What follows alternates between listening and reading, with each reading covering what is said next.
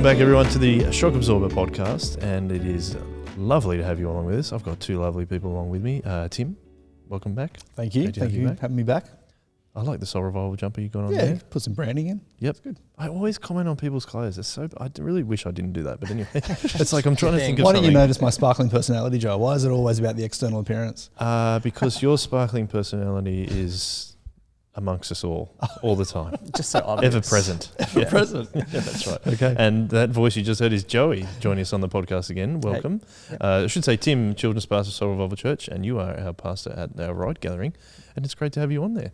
I will not comment on your clothes. Let's go. I'll do my best. Now, we always start with a cultural artifact.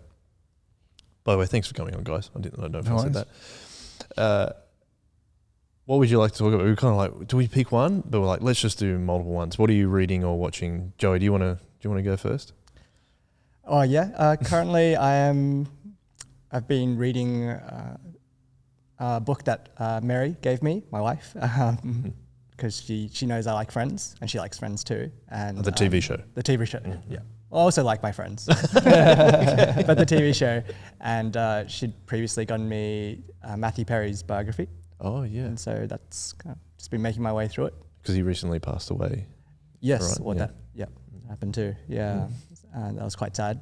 But so it's been he's just very brutally honest, very open with a lot of stuff that was happening for him in his early life and during his success and Friends. Yes. So that's been kind of cool to see a bit of what was going on behind the scenes.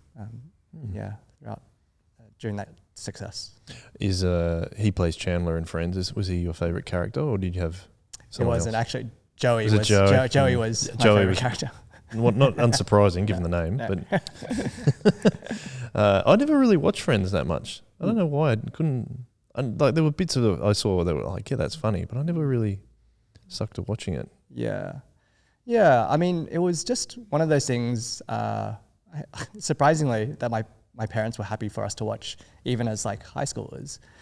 Watch it now as a parent. I'm like, man, some of the stuff, their lifestyle and the things that they were doing, that's pretty the dating, the relationships. It's I don't know, as a high schooler watching it. Yep. And I'm going, I don't know what I was thinking back then, but there was a lot of comedy as well. Stand up. Yeah, that's right. How many seasons are there of Friends? Do you know?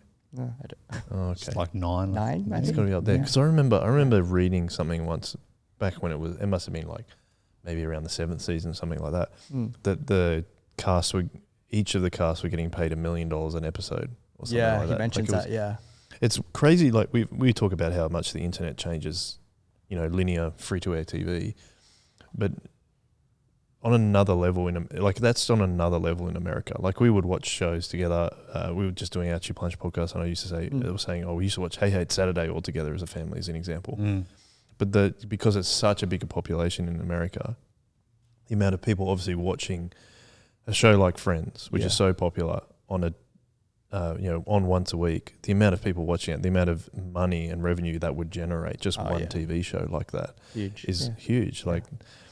I think we a few episodes ago we talked about the Super Bowl being the most watched event in American history. Or sorry, not American history, but usually during the year of America.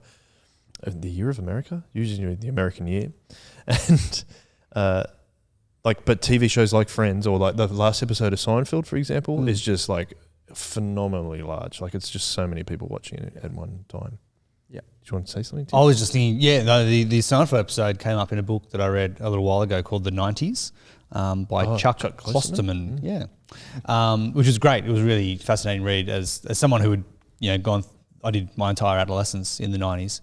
And so, hearing about, there was a lot in there about the things that I wasn't aware of, that happening at a political level. And then there was all the pop cultural kind of things. But one of the comments he made was more people watch any random episode of Seinfeld than watch the season finale of Game of Thrones.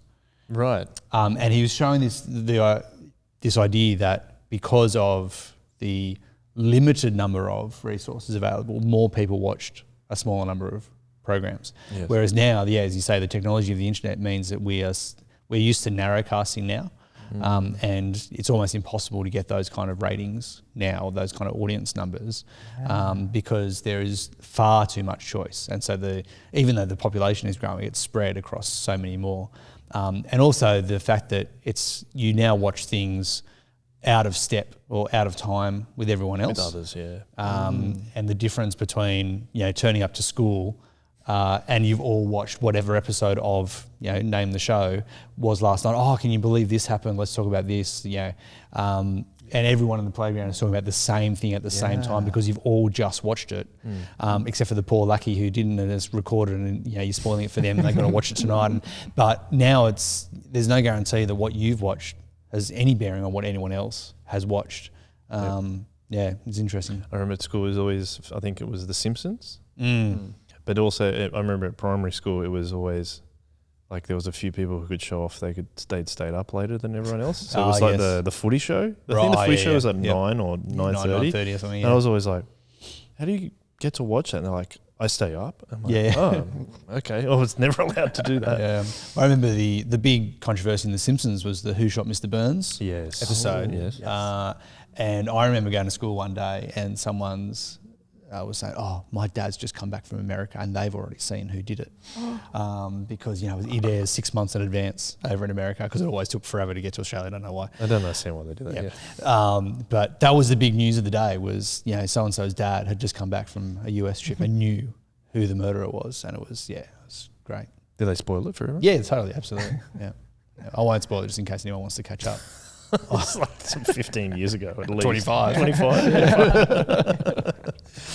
Speaking of which, though, we've heard Joey's book, Matthew Perry's biography. What have you been consuming lately, Tim? Yeah, I've been reading a book called From Strength to Strength by Arthur Brooks. The subtitle is Finding Success, Happiness and Deep Purpose in the Second Half of Life. I'm feeling old. And so reading books about making the most of the second half of your life seemed appropriate.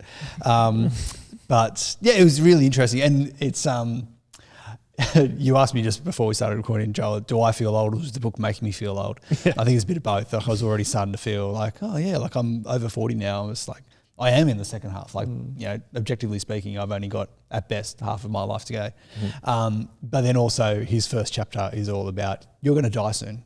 And just making you really depressed about the limited number of days that you've got left. And so therefore, and then he launches out of that, well, how do you then make the most of that time? So I'm about halfway through at the moment. But one of the things, the last chapter I'm still percolating on, he talked about the differences in art between Western and Eastern cultures. And he talks about the Western idea of art is you've got a blank canvas that you need to fill with things in order to make complete. And he says he contrasted this to a tour he took in Taiwan and an art exhibition there, and he had a museum guide take him around, and they were talking about the sculptures. The tour guide said something really interesting, which was in the Eastern philosophy of art, at least from this perspective, was that you take away stuff to reveal the master work that's there. So there's difference between blank canvas and block of marble, and the different philosophies of life that then goes on to. So he then talks about, extract that to the meaning of life. In a Western culture, we're just kind of constantly trying to add more. And he talks about the bucket list idea, like all of these things that I want to do before I can say that I'm fulfilled as a person and my life is complete. And he said, well, maybe some of this Eastern idea of actually, no, the most perfect life, the best life is by taking more and more away. And he talks about he's now thinking in his second half of life, what are the essentials and what does he need to get rid of in order to highlight those things. So he talks about the negative bucket lists. Don't do. Don't do this, don't take these opportunities, do less of this, like try to get rid of things out of life in order to have the fulfilled kind of life. So, it's an interesting take. I mean, he's obviously religious. I don't know what his religion is, if he's Jewish or Christian or... it's not an explicitly Christian book by any means, but he's kind of blending a whole lot of biblical texts and Jewish texts and things in there. But it's interesting. I think as someone who feels busy most of the time, that was a nice chapter to percolate on and think about. Like what are the things to... I was going to ask you, is there anything you're thinking about taking away? Well, I don't know what those things are yet. Okay. I think I need to think more about those. That's all right. If you don't see me back on the podcast, though, you'll know that was not an answer. So, who I'll knows? take away the Shock of Law podcast. It doesn't bring any joy to me whatsoever. Moving on, I suppose the one thing that I was actually watching last night is a show called The Gentleman, which is a Guy Ritchie directed TV series on Netflix, which is a spin-off from his movie called The Gentleman. There's elements of parts of that movie, the movie coming out, like he's kind of taken one particular house. I don't want to spoil the movie, but one particular house that's part of a network of things that's going on in the movie. They're just focusing on one house. The tagline for the series is "A New Class of Criminal." Which is quite interesting because the guy inherits this house after his father passes away. But I've always been a big fan of Guy Ritchie series or films, really. The two most, the ones that stick in my mind the most are Lock, Stock and Two Smoking Barrels and Snatch. And Joey and I, we were talking about that before. They're such great movies. They're just like, I don't know what it is. Maybe it's just because he kind of twist the genre around a little bit, but I always have loved gangster movies, so I'm a big fan of things like The Godfather, even Goodfellas, and there's a one called Layer Cake, which is actually, I believe, directed by a producer that Guy Ritchie works with a lot. I forget his name. It's Matthew someone. But I don't know for what reason I enjoy films and TV shows on organised crime, and I don't know why. I think it's it's like the system and the strategy that they use is quite interesting to me. I think that's why. But I mean, jump in on what do you think, Joey? But I think Guy Ritchie always has a lot of the trope that he has, or the kind of convention that he follows, is there's a number of disparate characters that are all got their own selfish ambitions. Yeah. But the whole story kind of comes together all in one, like towards the end. Yeah. Often he'll keep those characters completely separate for a lot of the movie until they come right down at the end. Is that what you feel when you watch it? And like people have their favorite characters out of his movies as well. Yeah. It's kind of like they live. There's all these different storylines and lives packed into this beginning of the movie, and they all seem quite disparate. But eventually there's hints along the way that something's connecting and drawing them together, and eventually they kind of coalesce, they kind of intertwine their stories, and you're just like, whoa, like it's comedic, and it's quite dark comedy, humor in it, isn't it? Yeah, that's right. I mean, I remember learning from Snatch that, and I don't know if this is actually true, but there's a character there who needs to dispose of a dead body, and he says the best way to dispose of a dead body is to feed them to pigs, because apparently pigs can eat through bone. They will go through bone like butter. I remember that's a line. But in the TV show that I'm talking about, they have to dispose of a body again, but they get this different guy, and he's like, right, what are we going to do? He's going to cut it, quarter the body. I know this is a bit dark talking about this. Quarter the body, dig holes all around the place, pack it with lime, and then put dirt on top of it, and then some compost on top. And they're like, okay. He's like, why are we doing that? And he's like, helps decompose the body a lot faster. And they're like, oh, okay, right. It's just a funny, it's something that's a bit not very nice, but then he puts this dark slant on, dark humor slant on it, which is really funny. So, I like to enjoy that. I mean, in Snatch it's quite funny because Lock, Stock was very English. And I don't know if you know, have you heard of Vinnie Jones? Vinnie Jones is a former footballer who played for Wimbledon, especially in the late 80s, early 90s. And they were known for being violent on the pitch, like extremely violent on the pitch. And like to a point where they were constantly sent off and things like that. I forget what they were called. There was a name for them. But like... it's funny how he takes that into the movie. And The Lock, Stock was his first ever movie that he did, apparently. But then he makes an appearance in Snatch, which is the next movie.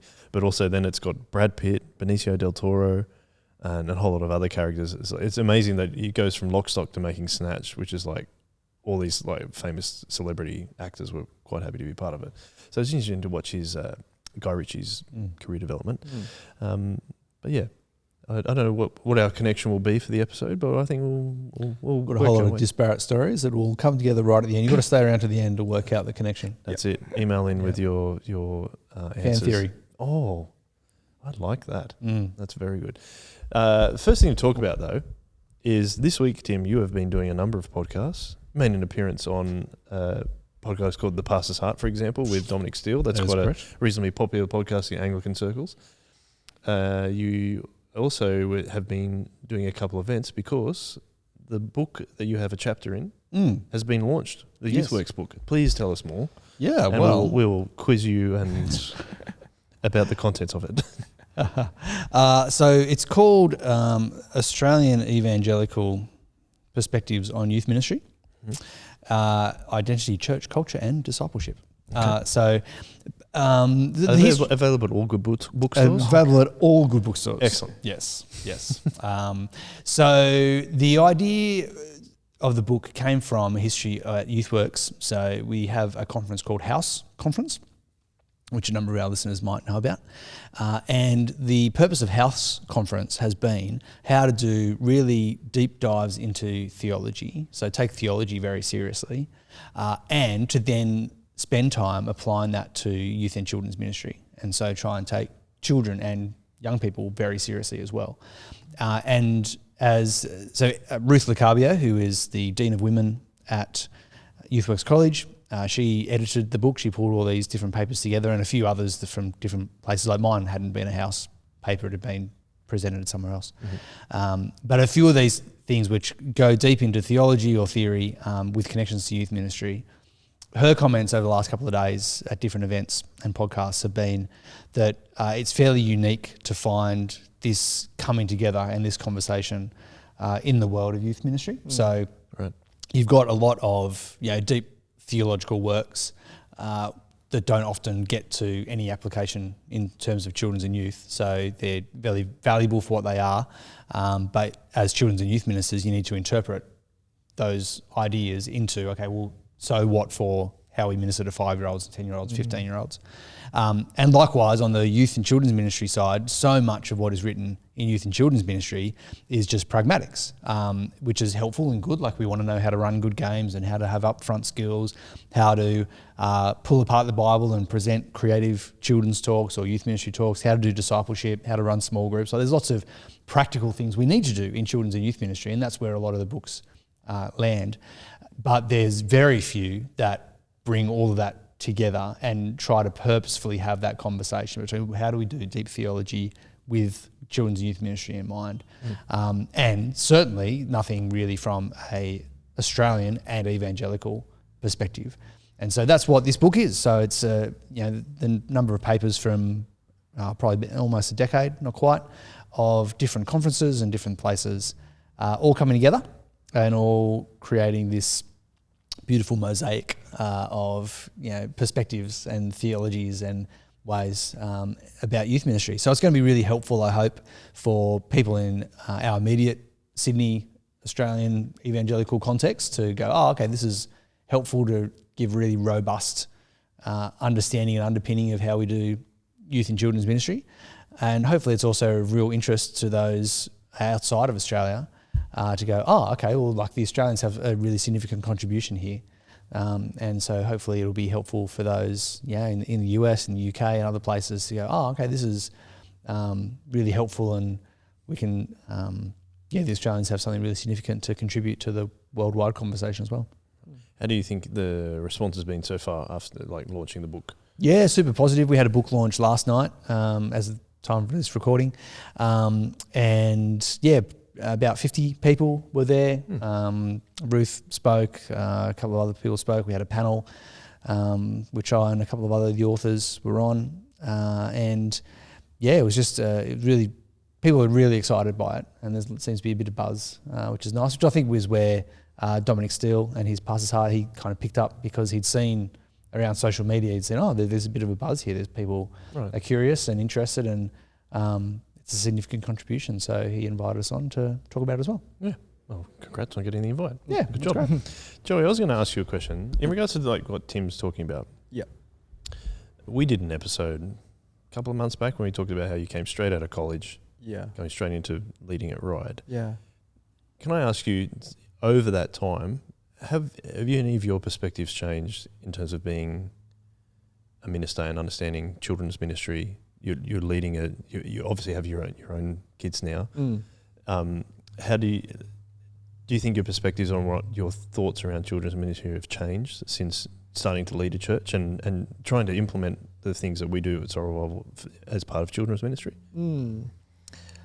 I think they have. I think just being part of the team here at Solly's, having conversations with Tim and all that, or everyone really, has been like helpfully like provoked me to think more just deeply about how we ought to move towards kind of intergenerational kind of ministry, how the life of the church benefits from all of us being together, giving attention and being intentional about the kids and the relationships that we form, how we can learn from one another.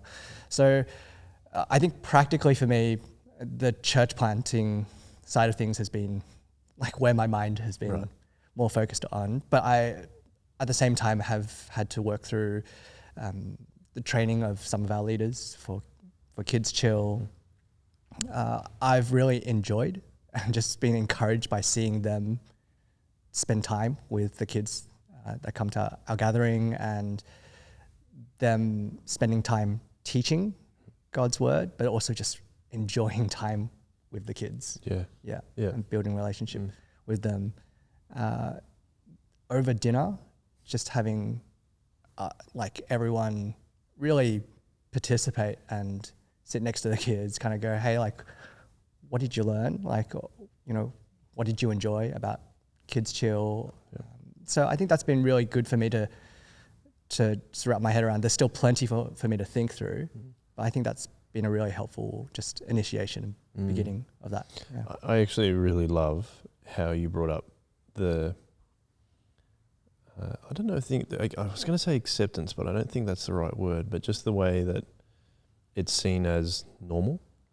I think in a lot of contexts it's kind of like, have the children's table over there, or have the, that kind of separation, where when we had at dinner time, a lot of the, like my two eldest kind of go with their friends and go hang out, and that's fine too. But then my youngest was with one of our other people at church last week, and she was drawing on a whiteboard, and they were drawing together, just enjoying each other's company and having fun on drawing on a whiteboard, for example.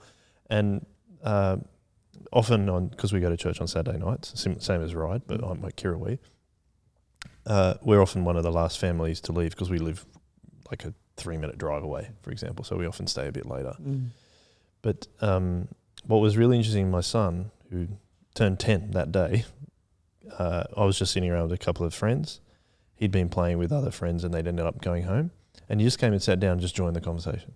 He didn't, not even bat an eyelid. And for someone like my son, who's a little bit, he's not socially awkward, but he's just a bit standoffish. He doesn't get involved straight away.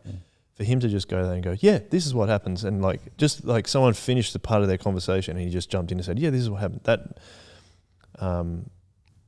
obviously this podcast is from Soul Revival Church, and we might sound like we're blowing our own horn, but I love that. I just think it's so special to see him feel comfortable enough to go, I can be part of this conversation. Doesn't matter if these guys are 25 years older than me. It doesn't matter. So that was really special, and it was just off the back of what you were saying.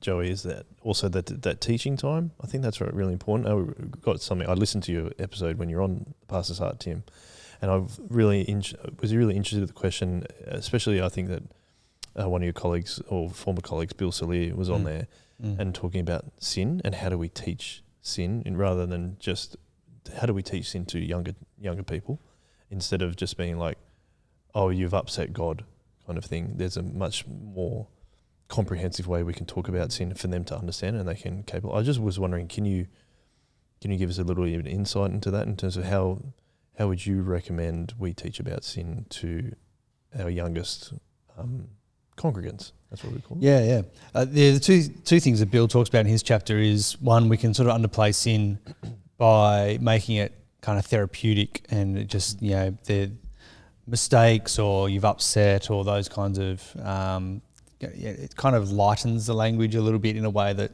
the Bible actually takes sin much more seriously than that. The other way, particularly for youth and children, but I think adults learn this as well, is you can talk about sin in terms of the actions that it is evidence of sin. So you talk about, stealing and murdering and, all these kinds of whatever it is, which focuses a lot on, I suppose, the opposite of that. When you're trying to say, well, what does not sin look like? You end up with this moralism then that it's all about doing good things instead of doing the bad things. And that becomes tricky because, you can look around the world and you can see people who are not disciples of Jesus who do genuinely good things. You go, well, is that sin or is it not sin? And then when those who are disciples of Jesus do bad things, you go, well, what's going on there? Is that sin? Is it? And so it's kind of confusing there. And so one of Bill's points, firstly, we need to take sin very seriously. We need to be very explicit about what it is, and children can handle the knowledge of sin and how sin puts them outside of relationship with God and what the consequences of that are. Because you don't have to be very old to realise that you've done wrong things, and the shame that feels and the guilt that you can feel because of that. And if we make light of it, then that doesn't help the child who is actually wrestling with the genuine feeling of, I feel bad about the things that I've done wrong or whatever it is. But also, so the answer that Bill talks about is we need to make sure that we appropriately highlight that sin has a relational dynamic towards God. So it's because we have said no to the right king of the universe. So it's a subversive act, it's a rebellion act, which then has judicial consequences. It then has, yes, shame and guilt consequences. It expresses itself in particular behaviours, but actually at the core of it, it's relational. And that, the way I talk to kids, which comes straight from some curriculum that we use regularly in our schools, is own way versus God's way. And so God calls us to live his way because he knows that is best for us. And it's also because that's the way with him, alongside him, towards him. So there's this relational thing. But we turn our back on God because our ancestors, Adam and Eve, turned their back on God. And we live our own way, not God's way. And you can do this physically with your body. And I often, when I'm teaching, I'm trying to make it physical, makes it really clear. And what that does then is that it helps children to see that whether you do good or bad, in scare quotes, actual actions, it's your posture towards God that's actually the explanatory factor. So, which explains why you can see people who are not disciples of Jesus do good things. You go, I mean, they are objectively good if you're talking just from a morality point of view, but when they're done with their back turned towards God, it's still sin. It's still outside of the relationship, and the only relationship that can save them and have them live for eternity, in new creation with Jesus. And so helping them to realise that is really key. And so therefore repentance, again, you can act this out bodily, is the turning away from our own way and wanting to live more God's way. And you talk about atonement and how that's possible because of Jesus' death and resurrection and all of those kinds of things. But that kind of relational dynamic of sin is really key and helps them to realise the seriousness of sin, the consequence of sin, but also the freedom that they have in being friends with Jesus. And that if you are friends with Jesus, then you are pointed in the right direction, even when some of your actions are not what Jesus wants. So all those kind of relational things work. You can talk about relationship with parents. When we disobey our parents, do they still love us? Well, of course they do. Yeah, that's right. And if we are children of God, if we are part of his family, it's the same. We can still, it doesn't stop us from doing behaviours that displeases God, but it doesn't put us outside of relationship with him if we are truly part of his family. So there's a whole lot of things there that are really rich. And again, this is where thinking deeply about sin, what it is, helps us to do youth and children's ministry really well. Joey, you have 2 young kids. Yes. Do they sin? Absolutely. Yes. I was going to ask you the question, and I might use this as a transition to our next topic that we're going to talk about, though. How has things changed as you've had kids in terms of teaching them about, like, I just learned a whole lot there that I think I can implement with trying to help my kids in their faith. Yeah. I was just trying to think, pose the same question to you. What do you... Is there something that you've changed? Even like, how old's your eldest? Sorry, I don't... He's 4.5, Josh. Josh. Yeah, okay. So he's 4.5, cool. And how old's Haley? She is nearly 2. Okay. Yeah. So even over that time, that 4.5 years, Yeah. we've had 1 or 2 children. Is there things that you've changed in regards to that? And even hearing what Tim said? Yeah. I thought what Tim was saying super helpful. Yeah, unreal. Yeah. And I think that has touched on one of the things that I've been learning as I've been trying to teach both Josh and Haley, but particularly Josh as he's growing up, is understanding more of what we read together, the Bible, some of the story, the stories from the Bible. And I think like what Tim was saying, it's so important, I think, to teach true, like foundational truths in a way that, that it isn't just the actions, it isn't just moralism, but there's a foundational truth of a turning away from the king of the universe, of living my own way and not the king's way, and helping them to see that in all sorts of different ways. I think that's what I've been having to learn, and because it is so easy to, as a parent particularly, to go, hey, like, stop doing that. Don't do that. Like the actions, to focus on the actions. God won't like that, or something like that. It's been teaching me to be aware of like the things that I'm aware of myself as a father and as a Christian, and just to go, even for me, I'm focusing on the actions, the moralistic aspect of it, and it keeps teaching me like I gotta keep remembering, this is what sin is actually. And then trying to disciple and teach my son. Yep. And the opposite of that, and I was having this conversation with someone else this week, is why do we do good actions?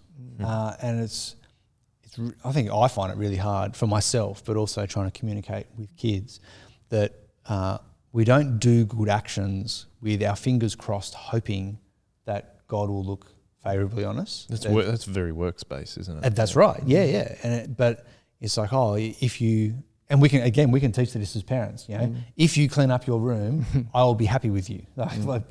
We can imply those kinds of things. And trying to help them to see, no, the relational aspect comes first.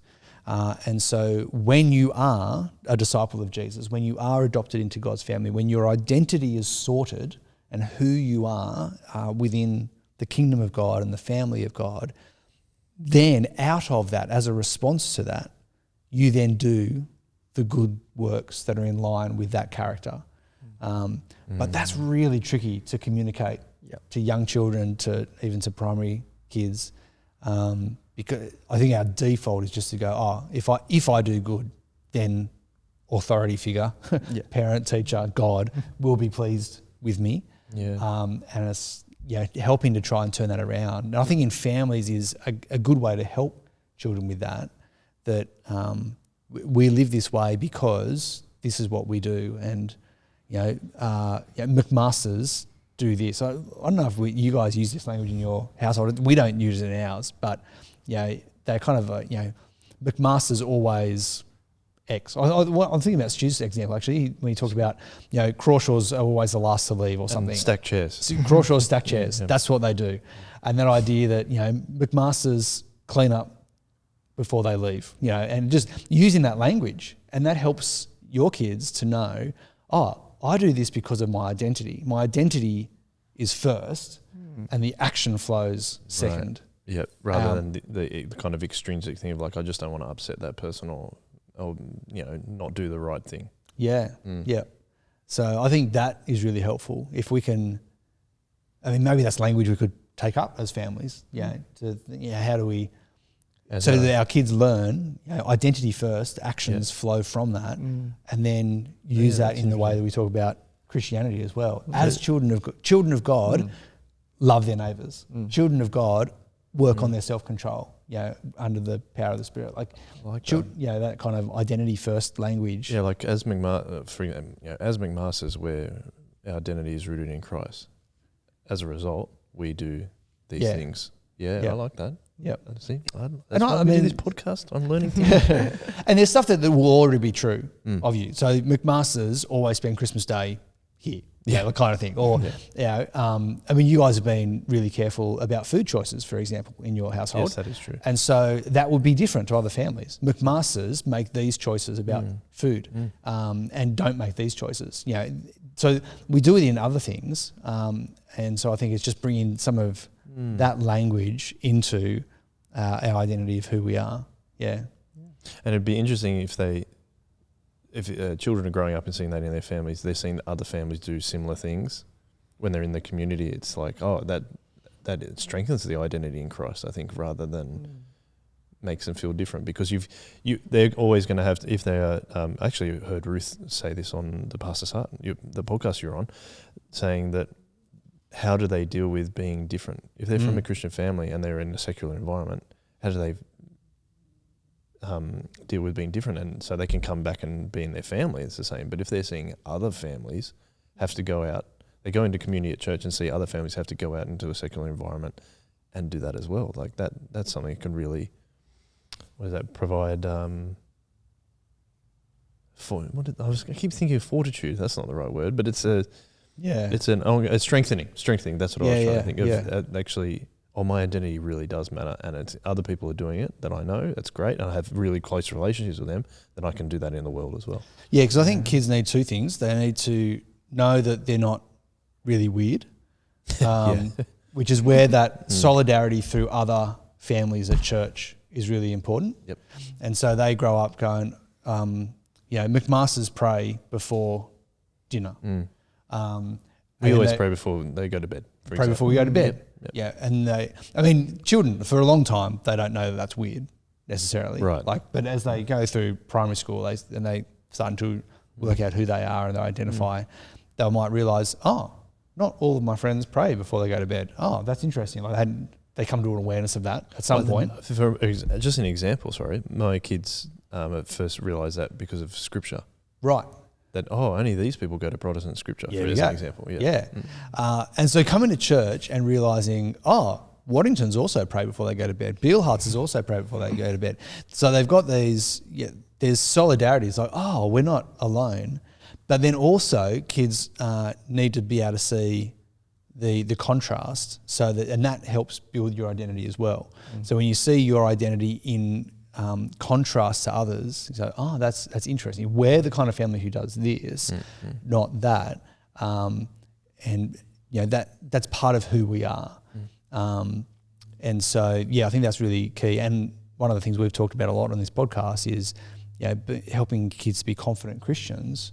And that's part of that. If they've got a strong identity, well, we are like this, and we're not like this. And when, the majority of young people that our kids are going to interact with in the world are not Christians. Yeah. And so the majority of their world do not share their ethics, their principles, their practices.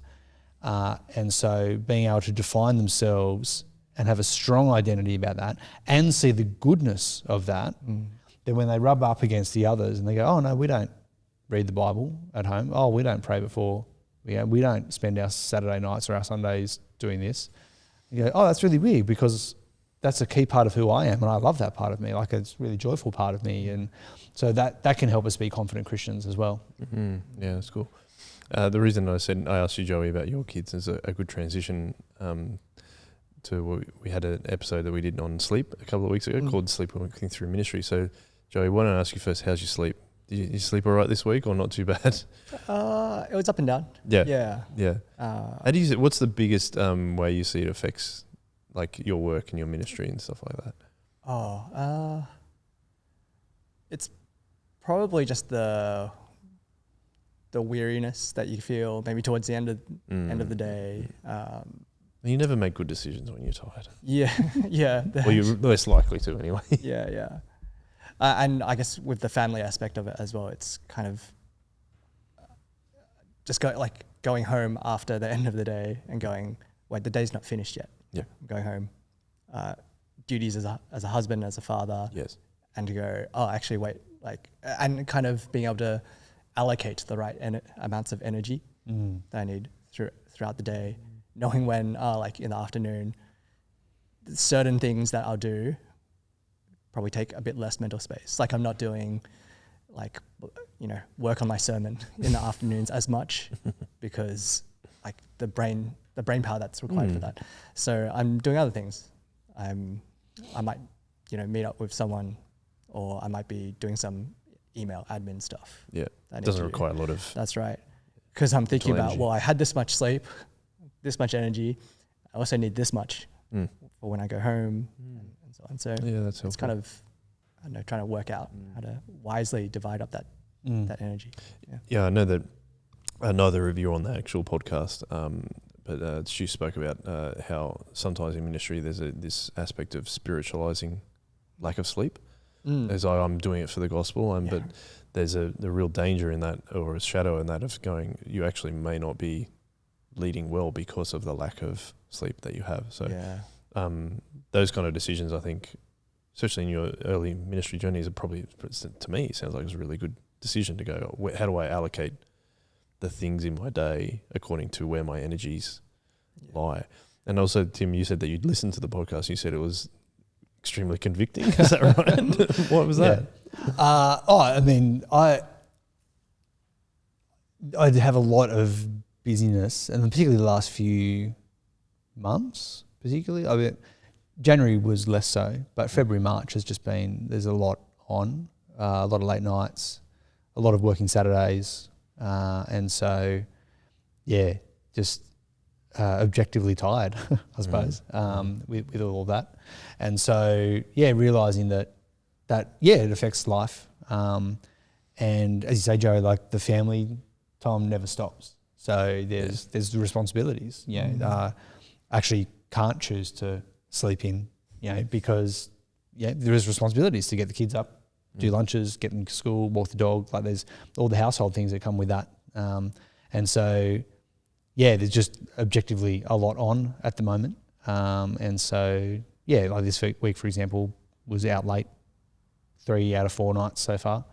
And so, just lots happening. When you have extra responsibilities with a family, or, as you get older, it's funny how you're I'll just default back to when I was younger and I could do that. But you didn't have, when you were young, you didn't have all those responsibilities. Yeah.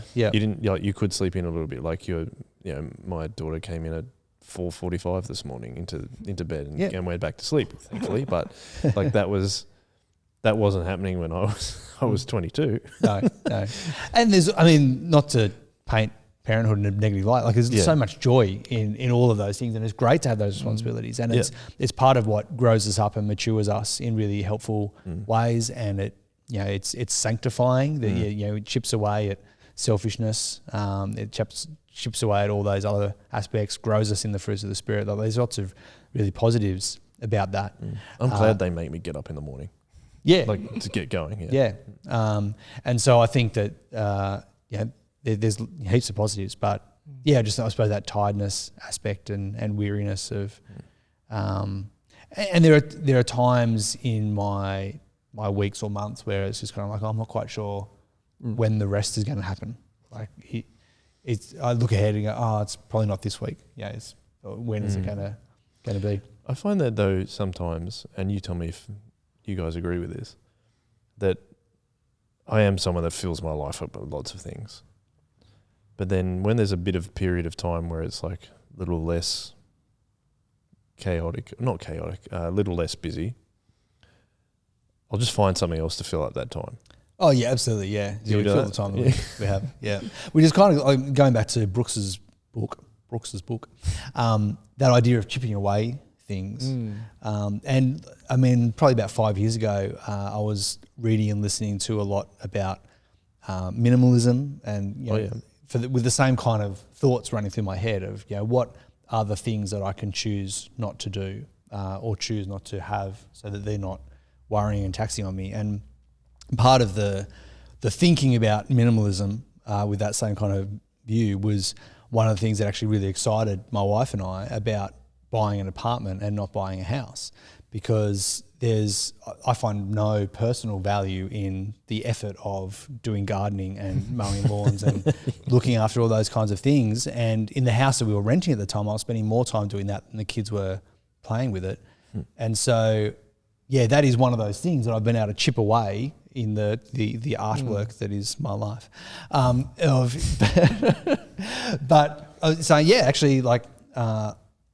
don't have to find in my week lawn mowing time and washing the outside of the building time, or washing the outside windows, or all those kinds of gardening things. And that's good. Like, it's actually a positive choice that we have made to not have to have that as one of the many tasks in our life. And so there are still other things. You still got to, every week you got to go grocery shopping. Okay. I mean, you got to find time for that. You got to do washing, you got to do vacuuming. There's those household tasks, but having a smaller house also makes all of those things easier as well. So there was a lot of that in our thinking, was because there are, as you say, Joel, we fill up our time regardless. Yeah.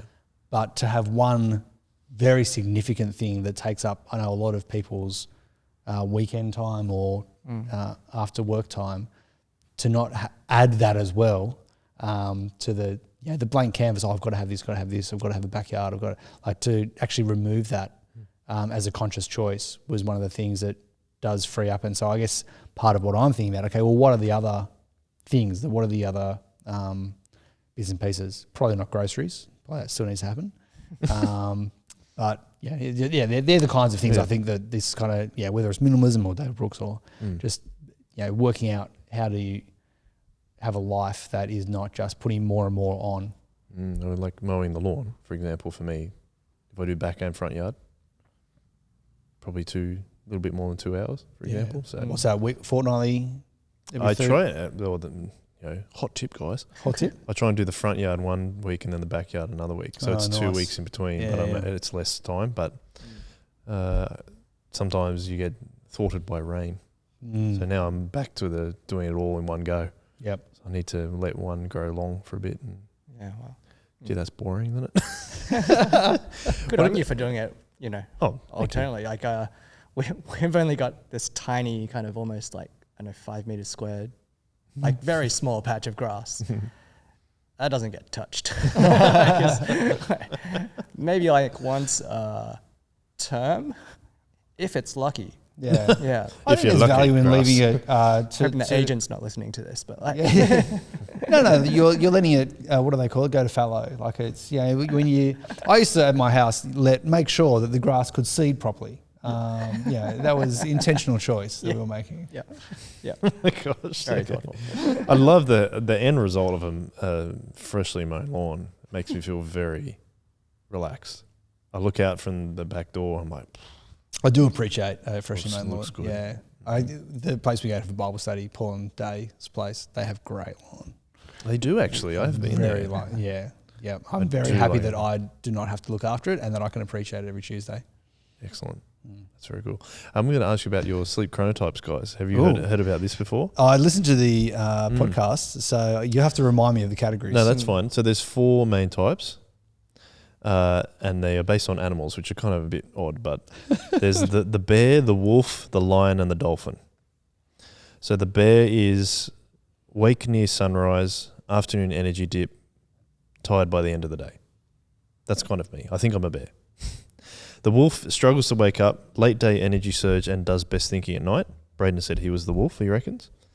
The lion is a natural born early bird, loses steam throughout the day and prefers early bedtimes. And then the dolphin, poor people, I feel for the people that are dolphins, struggle to wake and fall asleep. They're tired all day and wired in the evening. So that's a real tough one. We actually got an email from Erich around this topic, but I thought it'd be interesting to see which one would you identify with? Yeah, what can you go back again? What's the difference between a bear and a lion? They're both early risers. That's right, but the bear has an afternoon energy dip and they're just tired at the end of the day. But the lion loses steam throughout the day, so it gets more and more tired, and they prefer to go to bed early. Oh, I see. I think I'm probably more of the bear because I can definitely the early morning. So I'm one of those two. Yep. Early morning is fine for me. I definitely feel that dip around 2:00. Joel, you and I have talked about this off camera about that, how to use that time effectively, because that's where it's really easy to fall into the YouTube hole. I've done it many times because it's just it's like I've pushed hard from 8 till 1. You have lunch and all of a sudden it's like I now just want to crash. And how do you make those of the second half of that day once you crash out? But I can be pretty productive at night again. So when I come out of that, and then I can go I'm similar. pretty fine. Yep. And we'll often do some good work once the kids are in bed. So between 8:30 and 10, I can still punch out some things. I often get some writing or some reading done during that time, which is helpful. Yeah. Joey, are you a dolphin? I hope not, because that would be awful. No, I'm not a dolphin. I don't want to trash people for that, but I would really, I wouldn't know any different, but I would struggle with that. It'd be hard, yeah. I'm pretty sure I'm the wolf. Ah. Yeah. Best thinking at night. It's just I was going to say a hangover from my architecture days. Oh, yeah. There's positives and negatives to it, but it is just what it is. 'Cause I think that training throughout like university into work life, there was late nights is like the thing that the constant thread. And I think that's had some benefits, but I think in pastoral ministry, it's a lot harder because of that thinking about rest and trying to be wise about when I do my work as well. Having a family and then going, do I want to be doing much work at night? Yeah. Whereas, there's a bit of residual kind of stuff that's come across from architecture into pastoral ministry. I'm still working out how to deal with that, manage that. Yeah, cool. Yeah, it's probably the wolf. Yeah, probably the wolf. So, like, as an example of that, Erich, who, thanks for listening to the podcast, by the way, Erich, wrote in and kind of gave us a very long email about different things that he's found helpful and also how he struggles. He thinks he's a mix between the wolf and the dolphin.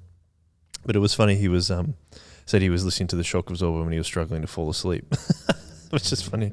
Hopefully it did put you, well, I don't know if we should say it hopefully put you to sleep, Erich, or not, because that makes soothing tones of Joel's voice. You are going to sleep now, Erich. Let your body relax.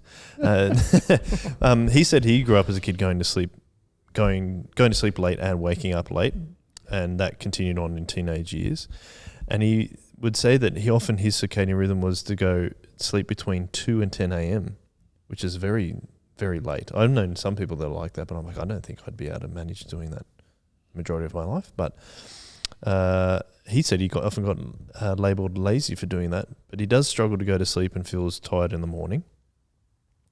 And however, since having kids, and this is what's interesting, obviously, that it seems that on the most part, kids are reasonably early risers, which makes me think about how we talked about on that sleep podcast about how electricity and electric light from electricity has changed totally how we operate.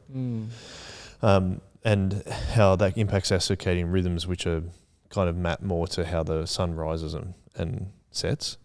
But I wonder if kids are more attuned to that and are actually revealing that's how we actually should sleep rather than what the world kind of makes us end up doing because of electricity. I don't know, that's just Sorry, a thought. do that one again. So because electricity is like changes how we're sleeping. Yes. Are kids maybe actually revealing the way we should, if they wake up early, are they actually revealing the way that we should be sleeping? Oh, yeah. Obviously, and especially young children, they require more sleep. Yeah. I understand that. But I think that's interesting that like often people say, oh, my kids woke me up this time.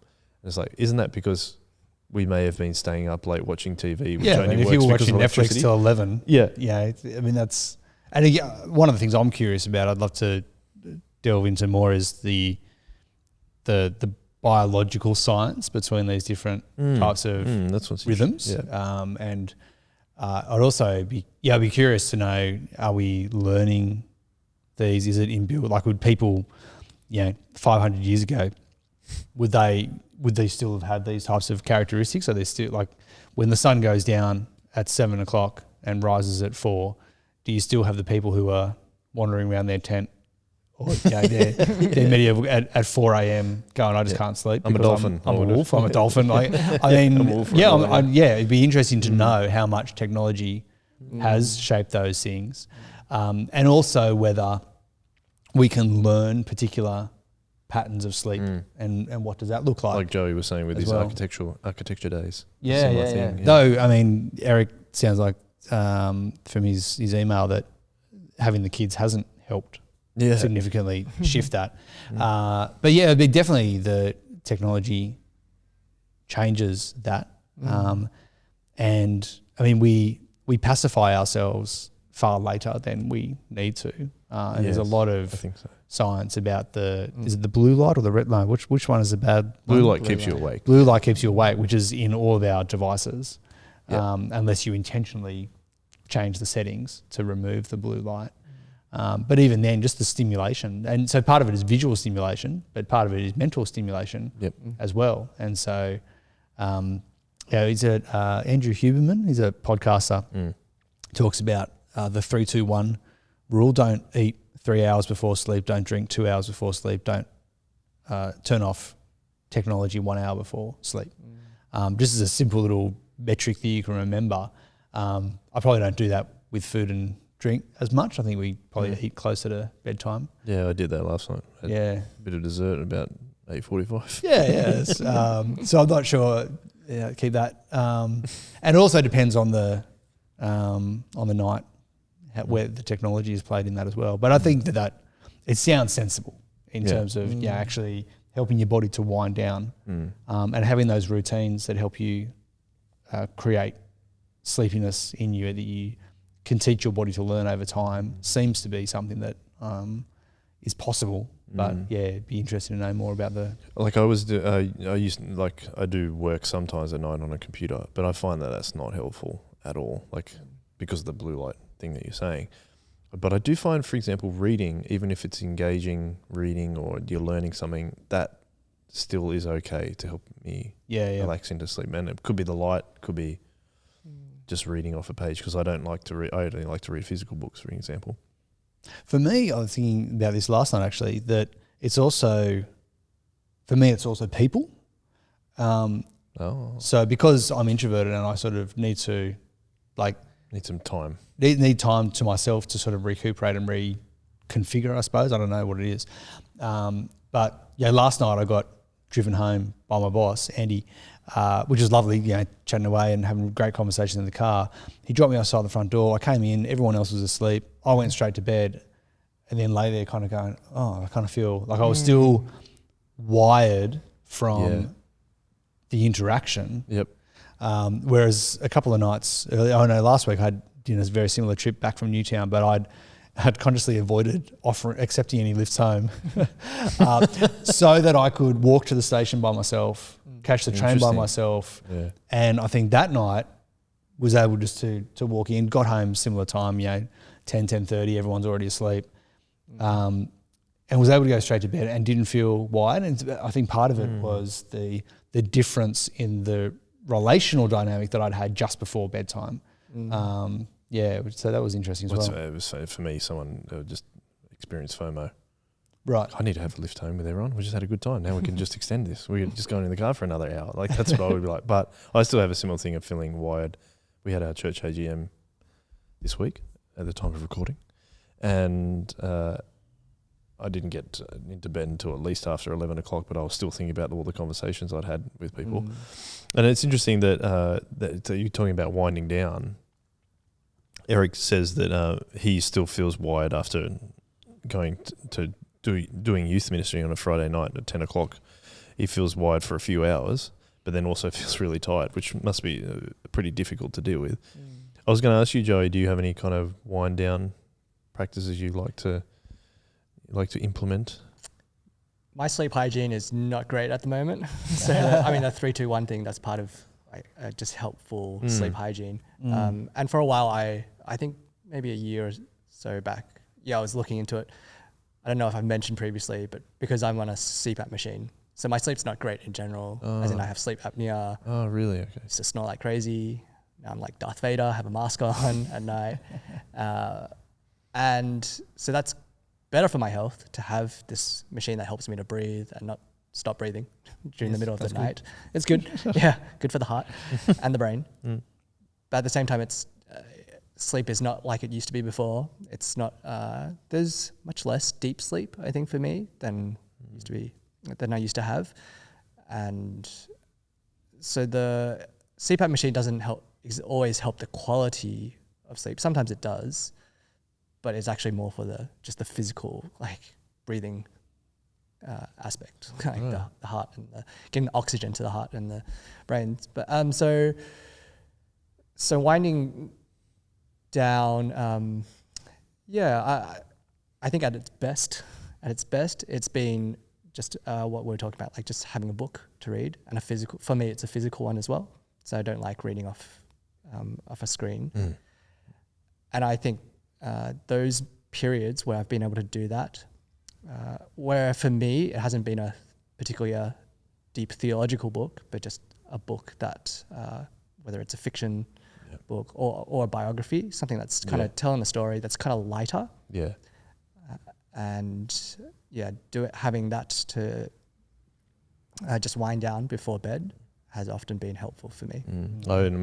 I grew up reading before I went to sleep.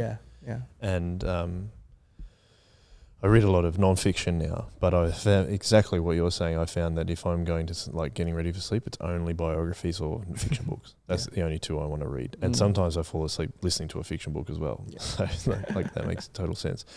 I do like hearing all those different strategies and tactics that people use. Like I love hearing people's processes of different things. Erich, for example, says that some of the things that he does is keeps devices out of the bedroom, which I think is a really good thing to do. They have multicolored lights that set to red after 9 p.m. because the red light, I'm not sure of the scientific veracity of this, but I understand that red light often it helps. I think it helps with the production of melatonin. Is it melatonin? Jig says here it's the elimination of the blue color. So when you get rid of blue, which therefore turns it red. So it's more the subtraction. So blue light inhibits melatonin, though. Yeah. So by getting rid of blue light, you're therefore helping your body to produce that melatonin, which helps you get ready for sleep. Yes, that makes a lot of sense. Yep. I do actually got a light from Amazon because I was tired of not being able to read at night because our youngest was in bed with us, so we wouldn't turn the light on. And then there's like this little camping light that you just touch on the top, and it has 3 different like yellow light settings, but then it has like blue, yellow, green, and then like just a red light, and then it'll do a flashing red light as well because it's for when you go camping. If you need to be rescued, you just charge it on a USB-C, and that works quite well. Last one, you're both coffee drinkers, is that correct? All right. Erich said that he is working on his caffeine intake and seeing how that influences his sleep. He transitioned to coffee in order to break a Red Bull addiction that's developed over COVID. So I think that sounds like a good start. Good move. I don't drink coffee. And I think I said on the podcast on sleep that my wife has decided, she used to have a coffee like first thing when she woke up. She's decided to transition, and this comes from Huberman, as you spoke about, Tim, of waiting until about 90 to 120 minutes after you wake up to have the caffeine intake. Just wondering, like, as someone who doesn't drink coffee and looks down their nose at people who drink coffee, I'm very judgmental. I don't need any drugs to stay awake, guys. The drug of life.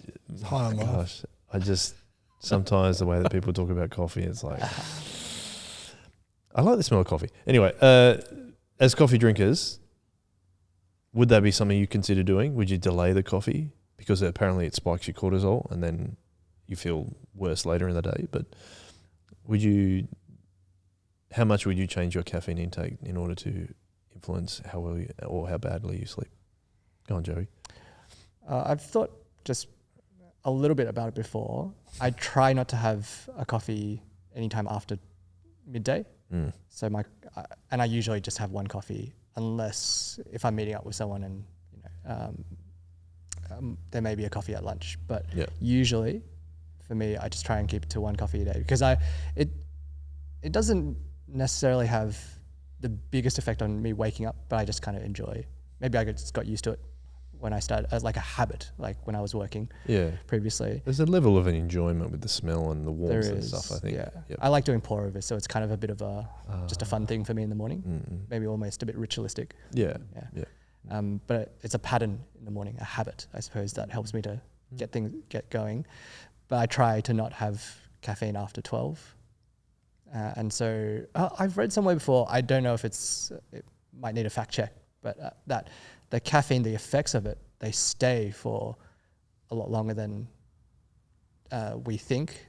So it might help us to be awake for the next 2 or 3 hours to have more energy, but actually the effects of it spans maybe 8-ish to 9 hours. And so like it peters off, but it actually is in the system, I think. But you just can't feel it. It's in your system, you can't feel the effects.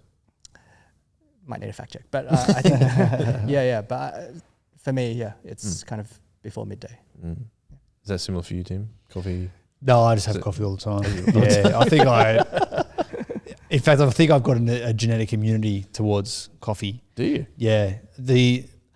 One of the things I can remember about my dad's late night habits was that he would make a coffee at 10:30, 11 o'clock, watch the last news bulletin for the day, and then just go straight to sleep. Wow. And I'm pretty sure it wasn't decaf. I'm pretty sure it was full strength. The full bean. He could fact check that for me. Hi, Dad. But yeah, and I'm the same. I could do coffee as the last thing before bed. And I have seen other people do that too. And just go, really? It wouldn't affect me at all. I'm not sure if coffee does a huge amount for me in terms of those energy spikes. I'm sure it's doing something. But yeah, I have heard that human thing about delaying, and so I try not to use coffee to wake up. Right. And so I used to make coffee as one of the first things I did. I might go running or walk the dog first, so I'm probably already up for an hour or more.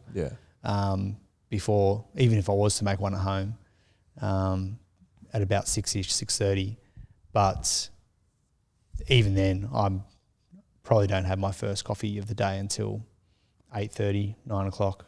But depends on the day. Kind of like Joey. If I'm out with people, then I have no problem having coffees. If people are making coffees, if Paul's making coffee at Bible study at 8:30, absolutely. Hit me up with a double shot. That's fine.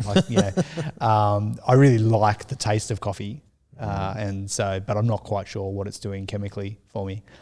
Though the few times I have gone off coffee, I do get the withdrawal headaches. So, so there is definitely chemical stuff going on. So I get the withdrawal symptoms. But in terms of positive effect, I'm not quite sure what's going on. It's interesting that you say that you do like the taste of coffee. That's a major reason I don't like coffee. Yeah. It's just that bitterness of the coffee. I don't know. Acquired taste. I'm more mature palate. Yeah, probably. I usually just say I've got enough bitterness in my life, so I don't need any more. Sorry, that's a cynical side of my father would usually say things like that, like in a joking way. But anyway. Well, this has been fun. Yeah, thanks also to Erich for writing in, listening, and then writing in. This is the second time Duke we call him. Duke. It's his nickname, isn't it? Yeah. We should have the Duke on Absolutely. on the podcast at some point. Come down, Duke. Come and find us. Email us in, Duke. Email in to us, Duke, and we'll make it happen. He'll be For down sure. for house conference. Oh, For sure. Okay. Then Yeah. we can maybe time it with that. Try and time you in. Yeah. Cool. Well, thanks for writing the chapter as well in the book. Pleasure. If you do want to check out the book, you can click the link. We'll have it in the show notes. You can buy it from all good bookstores, as you said, Tim. And Joey, thank you for being on the podcast as well. It was fun. It's great hanging out. Yeah, it was good. Probably steer away from the Red Bulls all the time. That's what I would say. I remember reading a story about someone having so many energy drinks they died. So, yeah. Anyway, that's a fascinating thing, the energy drinks. But we'll leave that for another day. I used to have them for breakfast when I was at uni. You're a different man to me. That's why we have you on here. That's great. But anyway, thanks for everyone listening. Thanks again, like we said, to Duke for emailing in. If anyone else wants to email in, email me, joel@shockabsorber.com.au, and we will definitely bring it on the podcast. And we always like to finish with a one way. So let's do that. One way. One way.